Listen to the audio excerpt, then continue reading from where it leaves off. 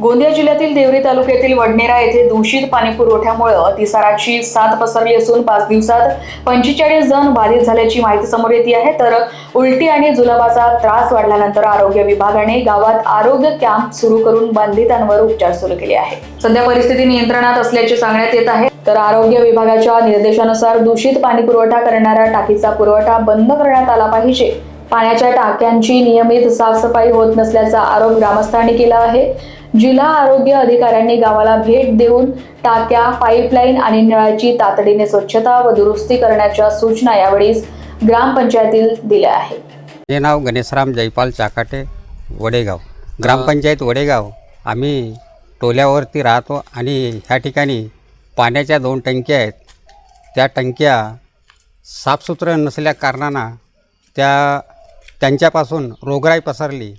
तत्काळ आपले डॉक्टराची टीम येऊन त्यांना चौकशी केला आणि चौकशी करतच आहेत आणि ते नियंत्रण ठेवून आमच्यावर पाणी पिण्याची सुविधा करून देतात आणि 2ही टंक्यांना आपला बंद केलेले आहेत। हा असा म्हणजे 40 ते 45 लोकांना झालेला आहे।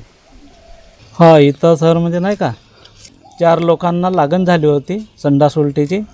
त्याच्यामुळे आम्हाला सायंकाळी माहीत झाल्यामुळे मग लगेच आम्ही कॅम्प मला म्हणजे संडास उलटी 2-4 आणि बाकी किरकोळ पोटदुखीवाले असे रुग्ण आढळले 22।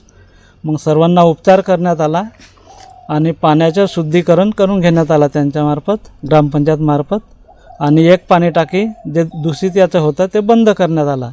आणि आज म्हणजे आजकाल 11 तारखेपर्यंत 11 तारखेला 0 पेशंट निघाला, म्हणजे 10 तारखेपर्यंत आमचे 41 रुग्ण आढळले होते।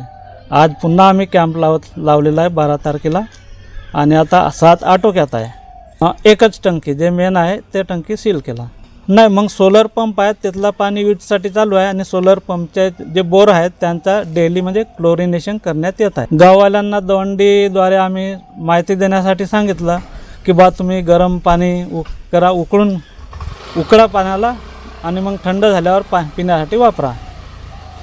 नाही, आता गावात सध्या काही नाही आहे। त्यासाठी मेडिक्लोरच्या बॉटल आम्ही सप्लाय केलेल्या आहेत प्रत्येक कुटुंबाला एक ज्या टोल्यावर लागण होती त्या टोल्यावर। Bureau report, Lokvahini media, Gondia.